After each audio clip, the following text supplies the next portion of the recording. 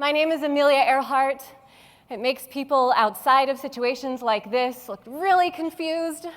Every time I walk onto an airline and one of the flight attendants is looking down the list, she says, "Oh, the pilot really wants to meet you." And I think, no, do not spread the word that Amelia Earhart is on this flight. It tends to make people very nervous, right?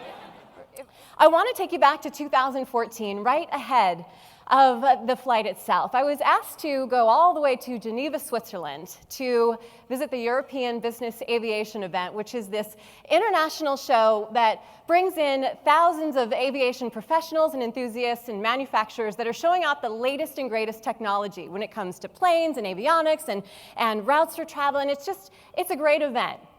Now, this was in advance of the trip, so I was going to go there and do a couple interviews and just talk about the upcoming flight in the Pilatus. So this big, beautiful airfield you see behind me is in the middle of the Swiss Alps, and right there in the middle is the PC-12. I was told to arrive at about 9:30, meet at the steps of the plane, we'll snap a few pictures, answer a few questions, and then we would go on with our day. So, crowd starts to gather here. You can see there's a few folks with lanyards on. That's how you know you're at an aviation conference or any business conference. So these officials here from all over the world just kind of waiting, and then photographer says, "Amelia, stand on the steps." So it's a business conference. I'm a news anchor in Denver, so I'm dressed kind of like this. I've got my heels on. I'm not about to go fly the plane. But as the crowd starts to gather, people that are walking by start to think, "Oh, am I supposed to know who this is? Is this somebody important?" Well, no. But he stopped anyways, and I hear a voice out of the crowd say, "Ma'am, I see you taking a picture next to this pretty little airplane here. Would you like a pilot in your photo with you?" And if you spent more than about 30 seconds with me, you know that this face says this is going to be fun. So I looked over at his shiny gold chain and his pressed white shirt and his epaulets, and oh man, he was a captain, and he was letting everybody know. And I said, "Oh, sorry, what was that? I couldn't quite hear you." And he said, "Oh, yeah, I fly this plane. I show you around some of the bells and whistles." And I said, "Well, sir, there is a pilot in my photo already." And I kid you not, he leaned over and he looked inside the door of the airplane, right? And that was one of those moments where I realized just how incredible it feels to exceed the expectation of what other people see from the outside, and we go on to do it anyways. Thank you. Now, the very next morning, the magazine came out. It's one of those trade show papers that everybody throws on the floor and just walks around on all day. And unfortunately, the font choice did not work out in my favor. We have "UK disease is catching" large. And then way up top in the upper left corner, it says "Women's Dreams Fly with Amelia." And you know what? Even though it's a 12-point font, I'm okay with that. Because anytime women's aviation stories and positive news can make it on the front page of anything, we will take it. Right now, thank you. Right now, only about 4% of pilots are women. And for a little girl who grew up with the name Amelia Earhart, there weren't a lot of role models to look up to. Luckily, we're getting more and more, but I had one main role model. And of course, her name was Amelia Mary Earhart. Well, my dad and my mom are having to talk about, what are we going to name our baby girl? My mom says, "This is not even a question. We're naming her Amelia Earhart." And my dad says, "That is a terrible idea." He says, "Number one, what if our daughter feels like she has to learn to fly?" Check.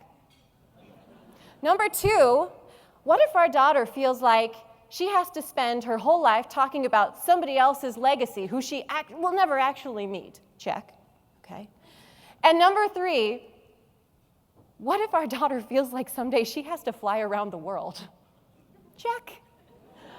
My dad is a very, very smart man. My mom, though, also a very smart woman, said, "Glenn, what if our daughter, anytime she faces a challenge or has a big goal she wants to embark upon, has somebody to look back in history toward and use her as an example for what she's able to accomplish?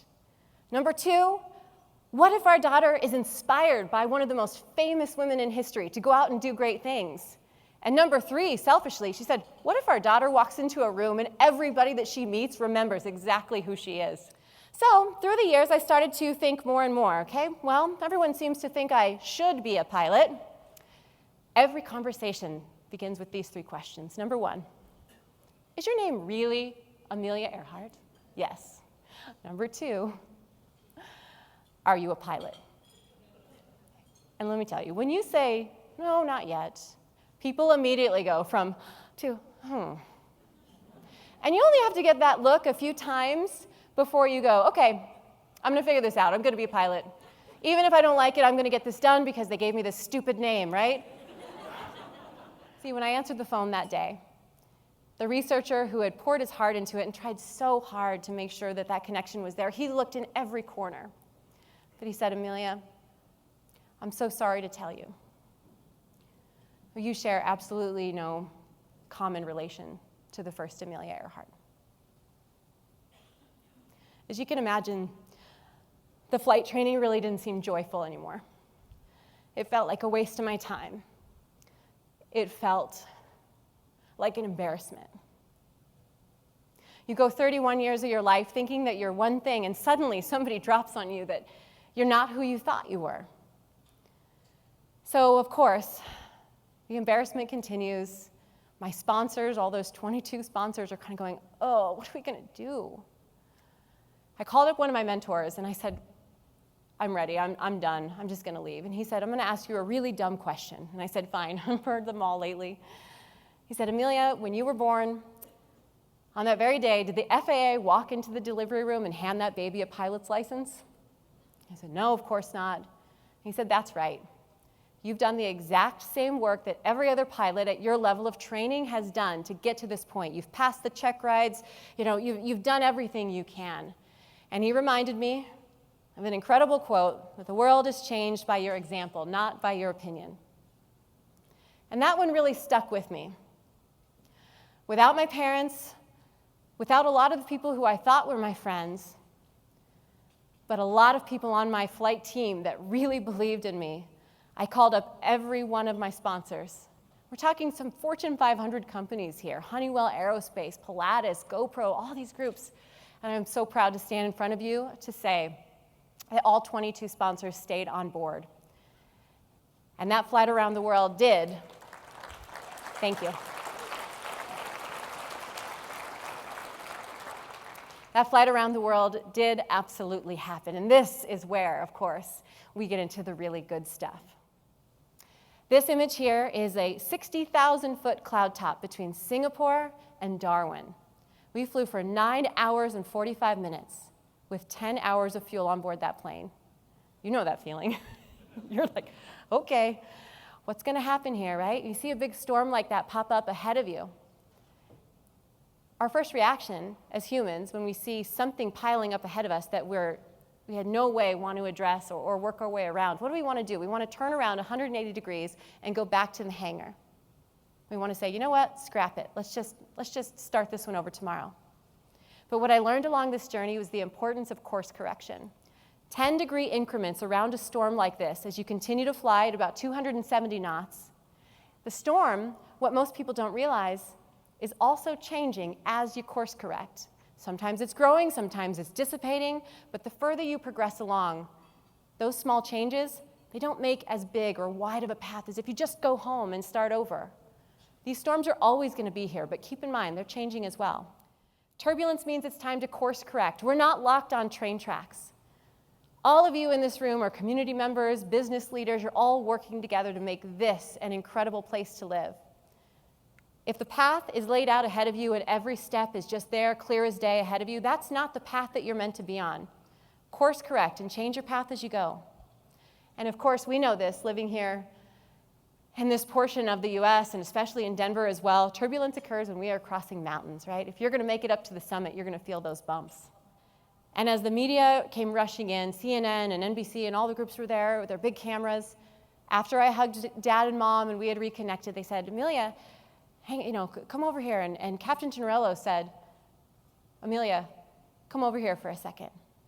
And I marched over and I had that patch and I said, sir, we made a deal. He said, that's right, we did. And he gives me this big hug, which is awkward because I'm 10 feet tall and he's this short little guy. And he's holding me there just a little too long, right? Just a little bit awkward. And I start to pull away and he looks at me with these blue eyes, just so piercing, and he says, I didn't tell you why I gave you this patch. And I said, go on. I said, when I was a little boy, I was obsessed with airplanes. Every time I would look overhead and a plane would come buzzing by, I would wonder where it was going, where it was coming from, who was piloting that plane, and how someday I could get up there myself. He said, Amelia, what I didn't tell you was that 77 years ago, I stood right here in this spot, and I watched the first Amelia Earhart depart on her flight around the world, and you just brought her back to me. And that, thank you.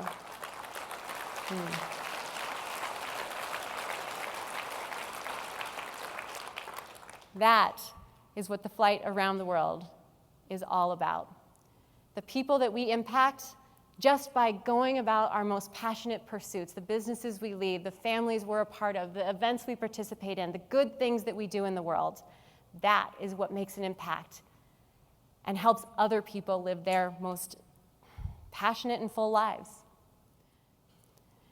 And in the end, the most beautiful question that was asked about the flight actually came from my father.